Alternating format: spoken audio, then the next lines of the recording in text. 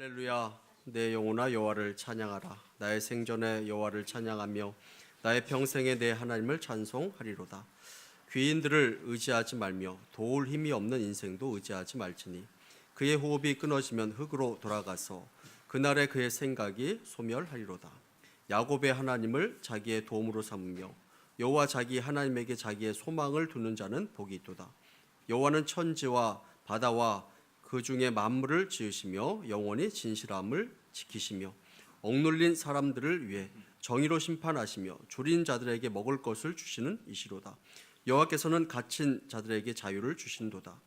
여호와께서 맹인들의 눈을 여시며 여호와께서 비굴한 자들을 일으키시며 여호와께서 의인들을 사랑하시며 여호와께서 나그네들을 보호하시며 고아와 과부를 붙드시고 악인들의 길을 굽게 하시는도다.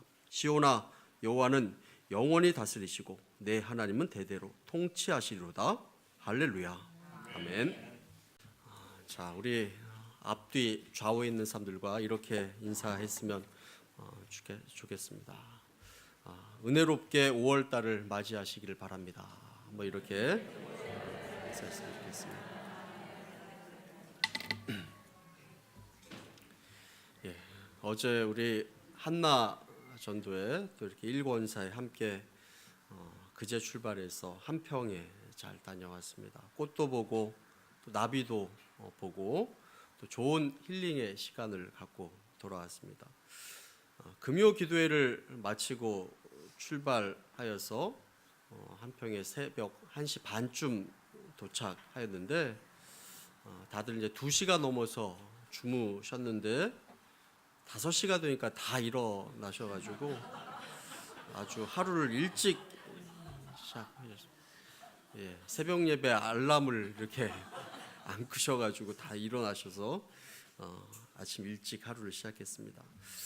한평이 고향이신 권사님께서 좋은 장소를 소개해 주셨는데 또 나중에 우리 교인들도 함께 같이 갔으면 좋겠다 하는 그런 생각도 해봤습니다. 우리가 사람에 대해서 한번 생각해 보면 사람은 참 연약한 존재입니다. 그래서 본성적으로 항상 남을 의지하려고 하고 또 교제하는 그런 존재로 만들어졌습니다. 우리 중에 혼자 사는 것을 좋아하는 사람이 있습니까? 사람은 누구든지 교제하고 남을 의지하면서 살게 되어 있습니다. 아무 도움도 필요 없다라고 이렇게 이야기할 수 있는 사람은 없는 것입니다. 그래서 사람은 먼저 하나님과 교제해야 하고 사람과 교제하여야 행복을 누릴 수 있는 존재입니다. 그러나 인간이 타락하면서 하나님과 교제가 끊어지게 되었습니다.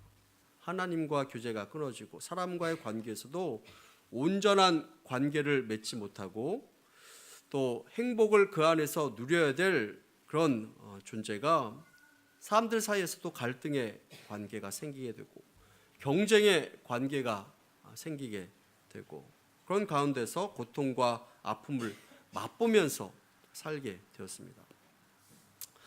여러분, 교도소에 가보면 저는 가보지 않았습니다만 가장 큰 벌이 무엇이냐면 독방에 가두는 것이다 라고 이렇게 이야기를 합니다. 그것이 왜 무서운 벌일까요? 인간의 본성은 항상 옆에 누구를 봐야 하고 교제를 하도록 만들어졌기 때문에 그렇습니다. 그래서 교제를 하지 못하면 정신적으로나 육체적으로나 큰 고통이 찾아오게 되고 두려움이 찾아와서 인간을 황폐하게 만드는 것입니다. 그래서 혼자 있는 시간이 고통스럽고 힘든 것입니다.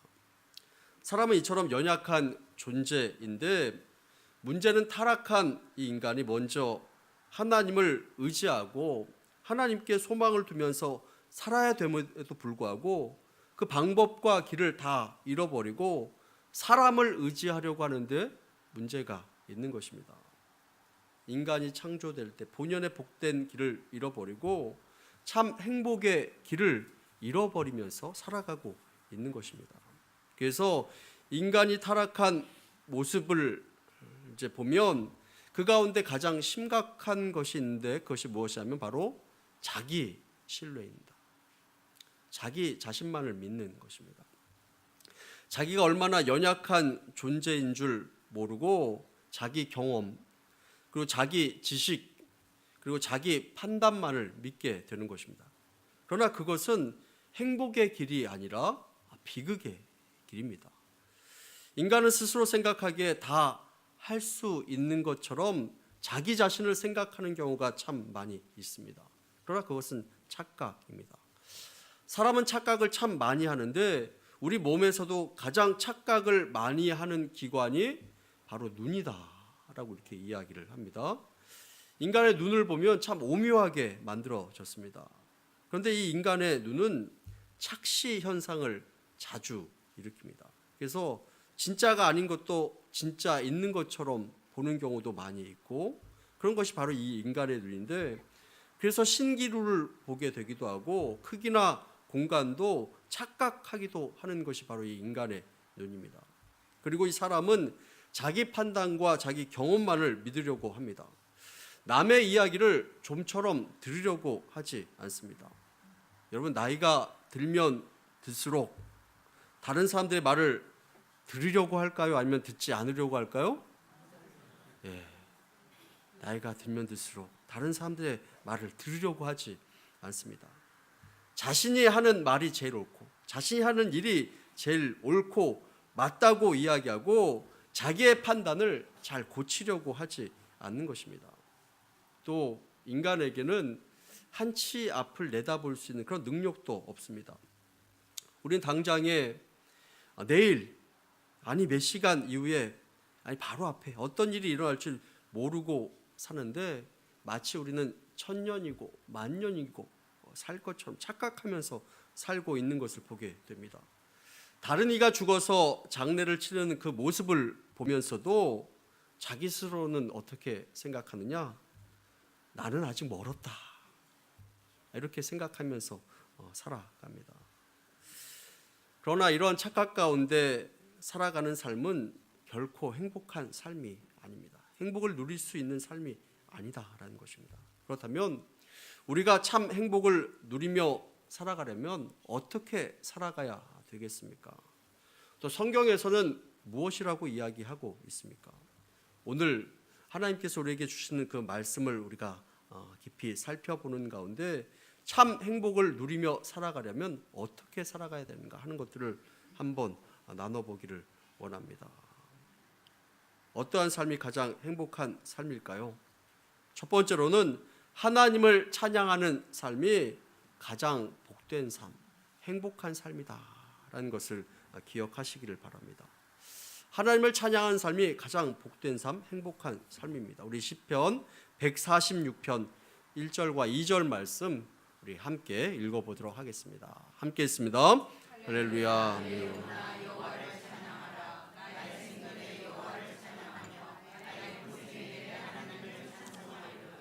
예, 시편 146편을 보면 할렐루야로 시작해서 할렐루야로 마칩니다.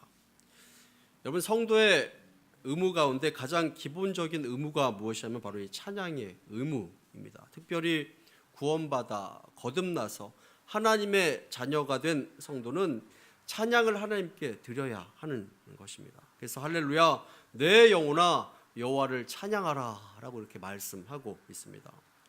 왜 성도는, 왜 우리는 하나님을 찬양해야 되겠습니까? 우리가 살면서 하나님의 은혜를 느끼게 되고 깨닫게 되기 때문에 그렇습니다. 하나님께서 우리에게 베푸신 그 사랑을 생각하면 그 사랑이 너무나도 크고 고맙고 행복해서 찬양하지 않을 수 없기 때문에 찬양하라 라고 이렇게 시편에서는 말씀하고 있고, 이 시편을 쓴 사람이 자기 스스로에게도 그렇게 외치고 있는 것입니다. 찬양하라, 하나님을 찬양하라. 그렇게 외치지 않고서는 견딜 수 없기 때문에 찬양하라 라고 이렇게 외치고 있는 것입니다. 여러분, 이 할렐루야 하는 것은 승리한 이후에 감사하고 환호할 때 쓰여지는 것입니다. 다윗은 생전에 그리고 평생에 하나님을 찬양하겠노라 라고 이렇게 말을 합니다. 그리고 나의 생전에 라는 이 말은 내가 살아있는 동안에 라는 그런 말입니다. 그리고 계속적이고 반복적으로 찬양하겠습니다 라는 것을 이야기하고 있습니다. 지금도 하나님을 찬양하고 앞으로도 하나님을 찬양하겠다라고 이렇게 말씀하고 있는 것입니다. 어떤 일이 있어도 하나님을 찬양하는 삶을 살겠다고 이렇게 다짐하고 있는 것입니다. 여러분, 인간은 하나님을 찬양하도록 지음을 받았습니다. 하나님께서는 찬양을 받으실 때 가장 기뻐하시는 것이고 하나님께서는 찬양을 받으실 때 가장 행복해 하시는 것입니다. 여러분, 예전에 어떤 국제 대회에서 경기에서 일본의 어떤 유도 선수가 금메달을 따고 시상식장에 올라가게 되었는데 그 시상식장에 자기 어머니의 영정 사진을 이렇게 들고 이렇게 올라갔습니다. 금메달을 목에 걸고 그 상황에서 자기 어머니의 그 영정 사진을 들고 올라간 것입니다. 자기를 사랑으로 길러주시고 양육해서 함께 하셨던 그 어머니가 갑자기 돌아가시게 되셨는데 이 올림픽에 출전하면서 메달을 꼭 목에 걸겠노라라고 이렇게 다짐하고 출전했는데 결국 이 금메달을 목에 걸게 된 것입니다. 그리고 그 모습을 어머니에게 사진으로라도 이렇게 보여드리고 싶어서 영정 사진을 들고 나온 것입니다. 그리고 세상에 있는 많은 사람들에게 그 영정 사진을 높이 들면서 어머니를 자랑하고 있었습니다. 어머니를 보냈지만 어머니가 돌아가셨지만 어머니의 그 사랑을 기억하면서 그 사진이라도 높이 들면서 자랑하고 싶었던 것입니다. 여러분, 사람이 부모님의 은혜도 이렇게 자랑하려고 합니다. 남에게 은혜를 받은 것이 있으면 자랑하려고 합니다. 하물며 천지를 창조하시고 우리를 지으시고 구원해 주신 하나님께서 베푸신 그 은혜를 우리가 알지 못하고 외면하고 모른 척해서는 절대 안 되는 것입니다. 여러분들의 마음이 하나님께 향하기를 원하고 하나님을 온전히 찬양하는 우리 귀한 성도 여러분들이 다 되기를 간절히 축원합니다. 하나님을 찬양하는 삶, 진정으로 행복한 삶, 복된 삶인 것입니다. 여러분, 찬양하는 자는 행복합니다. 찬양하는 자는 그 영혼이 깨끗해집니다. 찬양을 쉬지 않는 자는 그 삶에 힘이 있습니다. 더 나아가서 찬양하는 자는 근심이 사라지게 되고 그 삶의 문제가 해결되게 됩니다. 찬양하는 자는 하늘로부터 임하는 새 힘이 그 삶 가운데 임하게 되는 것입니다. 그러하기에 하나님을 찬양하라 라고 이렇게 명령하고 있는 것을 보게 됩니다. 여러분들의 마음이 어렵고 힘들수록 하나님을 찬양하시기를 바랍니다. 여러분, 말에도 습관이 있습니다. 어떤 사람은 습관적으로 힘들다 라고 이렇게 말로 시작해서 죽겠다 라는 말로 그 말이 마무리 짓는 사람도 있는 것을 보게 됩니다. 그만큼 힘들어서 그런 말을 하겠지만 여러분, 지금 이 시편에 나오는 이스라엘 백성도 좌절되는 그 상황에서 어려운 상황에서 그 상황을 바라보면서 좌절하고 낙심하고 있는 것이 아니라 할렐루야, 하나님을 찬양하라 라고 이렇게 이야기를 하고 있는 것을 보게 됩니다. 하나님을 찬양하라 라는 것입니다. 여러분, 하나님을 찬양하는 삶을 사시기를 간절히 축원합니다. 교회에서 찬양하는 것으로 끝나는 것이 아니라 늘 하나님을 찬양하는 삶을 살아가는 저와 여러분들 다 되기를 간절히 소원합니다.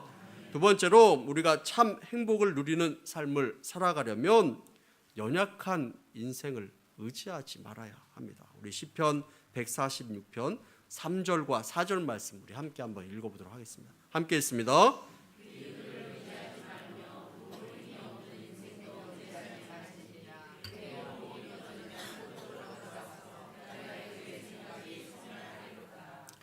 여러분, 귀인은 힘이 있는 사람입니다. 예전 성경에는 방백들이라고 이렇게 이야기를 했습니다. 귀인은 왕이나 힘이 있는 고관들을 의미합니다. 그런데 왕도 의지의 대상이 아니다.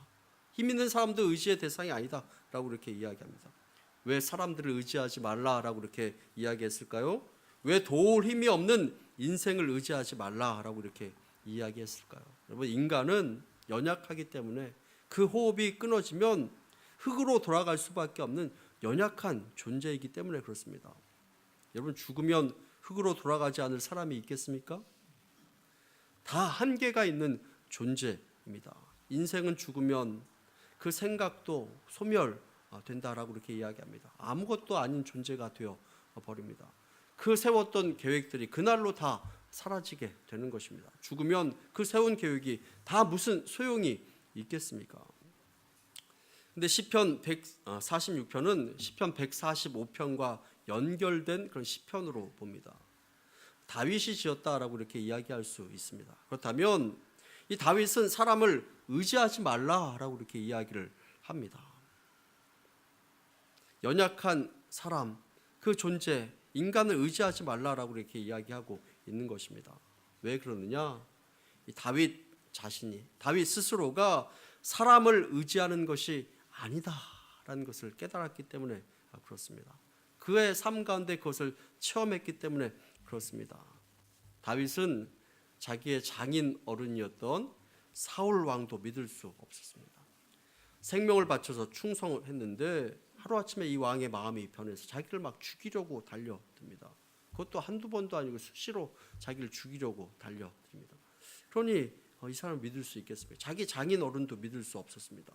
그리고 자기 아들도 믿을 수 없었습니다. 압살롬이라는 자기의 아들이 자기를 죽이겠다라고 이렇게 달려드는 상황을 한번 생각해 보시기를 바랍니다. 여러분들의 자녀가 여러분들 죽이겠다고 생명을 빼앗으려고 이렇게 달려드는 그 상황을 한번 생각해 보시기를 바랍니다. 그 상황에서 자식을 믿을 수 있겠습니까? 자신과 함께했던 그 사람들 이제는 자신에게 다 등을 돌리고 말았습니다. 아들도 믿을 수 없습니다. 자신과 함께했던 그 사람도 믿을 수 없게 되었습니다. 아내도 믿을 수 없게 되었습니다. 그런 상황에서 간신히 목숨만 건지게 되고 자기의 아들은 죽음에 이르게 되었습니다. 얼마나 그 마음이 힘이 들었겠습니까? 자기 아들도 믿을 수 없었습니다. 그리고 자기 자신도 믿을 수 없었습니다. 다윗은 자기 자신이 어떤 사람인지 알게 되었습니다. 한순간에 다른 사람의 목숨을 바로 빼앗는 그런 사람이 되었습니다. 우리아를 죽이고 우리아의 아내 밧세바를 빼앗아 버리고 말았습니다. 전혀 예측할 수 없었던 일이 그의 삶 가운데 벌어지고 만 것입니다. 그리고 자기 자신도 못 믿을 그런 상황이 되어 버렸습니다. 여러분, 우리 스스로에게 질문을 해도 내 자신을 믿지 못하는 경우가 얼마나 많이 있습니까? 그토록 건강했던 사람도 하루아침에 무너지는 그 모습도 보게 됩니다. 변치 않겠다라고 이렇게 약속했던 그 약속도 어느새 그 약속이 변해버리고 마는 것을 보게 됩니다. 그 마음이 변해버립니다. 우리 자신을 생각해 봐도 우리 자신이 얼마나 연약한가 하는 것들을 생각해 보게 됩니다. 그렇기 때문에 우리가 우리 인생 가운데 참 행복을 누리려면 도울 힘이 없는 그 연약한 존재, 그 인생을 의지하지 말라라고 이렇게 말씀하고 있습니다. 여러분, 목사님들 사이에서 이렇게 이야기합니다. 사람들을 의지하지 말라, 사람을 믿지 말라, 이렇게 이야기를 합니다. 사람을 믿고 의지하면 나중에는 결국 실망하게 된다라는 것입니다. 사람은 사랑을 베풀고 나누어 줘야 될 그 대상이지 믿고 의지할 대상이 아니다라고 이렇게 이야기를 합니다. 그렇다고 해서 아무도 믿지 말라, 그런 것이 아닙니다. 세상에 있는 사람들과 연관되어 있는 그 물질이나 또 사람을 통해서 나오는 그 권력, 이런 것들을 의지하지 말라라는 것입니다. 인맥, 관계, 이런 것들을 의지하지 말라라는 것입니다. 사람의 능력을 의지하지 말라라는 것입니다. 여러분, 그렇다면 우리는 누구를 의지해야 되겠습니까? 참 행복의 비결이 있다면 오직 하나님을 의지하는 삶을 살아가야 되는 것입니다. 우리 시편 146편 5절 말씀 우리 함께 한번 읽어보도록 하겠습니다. 함께 읽습니다.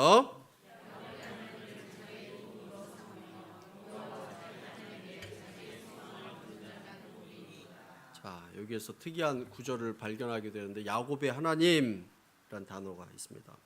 왜 다윗은 야곱의 하나님 이렇게 이야기했을까요? 야곱의 하나님이라고 이렇게 이야기한 것은 한마디로 이야기하면 복 주시는 하나님을 이야기하는 것입니다.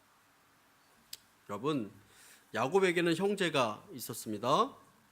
제가 우리 유초동부 설교 시간에도 이렇게 이야기했는데 야곱에게는 에서라는 형제가 있었습니다. 야곱은 그 형 뒤를 바로 따라 나온 이 쌍둥이 동생이었습니다. 조금 늦었는데 동생입니다. 사실 이 아브라함에게 하나님께서 약속하신 그 하나님의 복은 그의 아들 이삭을 통해서 그리고 이삭의 첫째 아들 에서를 통해서 이어지는 것이고 이 이삭도 에서를 축복하기를 원했는데 여러분들이 잘 아시는 것처럼 이 에서는 이 장자의 명분 축복권을 소홀하게 여겼습니다. 가볍게 여겼습니다. 그래서 뭐에 이 장자의 명분을 팔아버리고 맙니까? 팥죽 한 그릇에 축복권을 다 팔아버리고 맙니다. 하나님의 복을 소중하게 생각하지 않고 가볍게 여겼습니다. 그런데 이 야곱은 에서와 다르게 하나님의 복을 받으려는 그 갈망의 그 마음이 있었습니다. 이 받으려는 그 갈망이 있었기 때문에 결국 하나님의 복이 야곱에게 이어지게 되는 것을 보게 됩니다. 그래서 야곱의 하나님 이렇게 표현한 것은 복 주시는 하나님이라는 그런 뜻입니다. 이 복 주시는 그 하나님을 자기의 도움으로 삼는 그 사람은 복이 있다라고 이렇게 말씀하고 있는 것이고 하나님을 이 야곱과 같이 자기의 인생길의 안내자로 삼는 그 사람은 복이 있다라고 이렇게 말씀하고 있는 것입니다. 오직 하나님만을 의지하며 살아가는 그 사람이 복이 있는 것입니다. 여러분들 누구를 의지합니까? 누구에게 소망을 두면서 살아가고 있고 누구에게 마음을 두면서 살아가고 있습니까? 바라기는 우리 하나님께 마음을 두고 오직 하나님만을 의지할 수 있는 저와 여러분들 다 되시기를 간절히 축원합니다. 여러분, 이 태국은 사실 우리나라보다 이 기독교 선교의 역사가 훨씬 더 오래된 나라입니다. 우리 교회에서도 태국에서 선교하시는 그 선교사님을 이렇게 후원하고 있습니다만 이 태국은 우리나라보다 훨씬 더 이 기독교 선교의 역사가 오래되었지만 우리나라보다 이 기독교가 훨씬 더 많이 성장하지 못했습니다. 사실 태국은 불교 국가입니다. 처음에 이 태국에 선교하러 갔던 이 선교사님들이 잘못 복음을 전했다라고 이렇게 평가를 합니다. 하나님을 믿으십시오 이렇게 하면 오직 하나님을 믿으십시오 이렇게 이야기를 해야 되는데 다른 것을 버리고 오직 하나님을 믿으십시오 이렇게 이야기를 해야 되는데 이 선교사님들이 하나님을 섬기고 불교도 섬기고 이런 식으로 처음에 선교 사역을 한 것입니다. 처음에 그런 식으로 이렇게 접근하면 그 사람들이 복음을 알고 받아들이고 그들의 신앙이 좋아지면 자연히 이 불교를 버리고 기독교만을 믿을 것이다 이렇게 생각했던 것입니다. 자, 그런데 그렇게 되지 않았습니다. 그들이 오전에는 교회 나와서 예배드리고 오후에는 절에 간 것입니다. 그래서 이 신앙생활이 제대로 되지 않았던 것입니다. 이것도 아니고 저것도 아닌 것이 되었습니다. 하나님도 섬기고 우상도 섬기고. 그런데 우리나라에서 선교했던 그 선교사님들은 하나님만을 섬길 것을 강조했습니다. 오직 하나님만을 섬기라. 그래서 그 선교의 역사가 지금까지 열매 맺어서 지금껏 이어지게 된 것을 보게 됩니다. 오늘 말씀 보면 하나님만을 의지하라 라고 이렇게 말씀하고 있습니다. 오직 하나님만을 의지하고 오직 하나님께 소망을 두라 라고 이렇게 이야기를 하고 있습니다. 자, 그래서 우리가 믿고 의지하는 그 하나님은 어떤 분인가 계속 설명하고 있는데 시편 146편 6절 말씀에 보면 우리 6절 말씀 함께 있습니다. 여호와는 천지와 바다와 그 중에 만물을 지으시며 영원히 진실함을 지키시며 우리 하나님을 진실하신 분, 영원히 진실하신 분이다라고 이렇게 이야기합니다. 진실하다라는 것은 약속을 지키시고 신의를 지키시는 분이라는 것이고 믿을 만한 분이시다라는 것입니다. 약속을 지키시는 그 하나님이다라고 이렇게 하나님에 대해서 말씀하고 있습니다. 우리 시편 146편 우리 7절 말씀 우리 함께 한번 읽어보도록 하겠습니다. 함께 했습니다. 오늘 사람들을 위해 정의로 심판하시고 줄인 자들에게 먹을 것을 주시는 이시로다. 여호와께서는 갇힌 자들에게 주신도다라고 이렇게 말씀하고 있습니다. 억눌린 자, 줄인 자, 갇힌 자를 하나님께서 도우시고 그들에게 자유를 주신다라고 이렇게 말씀하고 있습니다. 어려운 자들에게, 힘든 자에게 도와주시고 그들의 인생을 억압 가운데서 해방시켜 주시는 분이 바로 우리 하나님이시다라고 이렇게 말씀하고 있고, 원수들에게서 우리를 건지시고 우리를 환난 가운데서 건지시고 또 우리들 영원히 다스리신다라고 이렇게 말씀하고 있습니다. 그 하나님을 의지하시기를 바랍니다. 여러분 마음 가운데 누구를 의지하며 살고 있습니까? 하나님을 의지하고 하나님께 마음을 두시기를 바랍니다.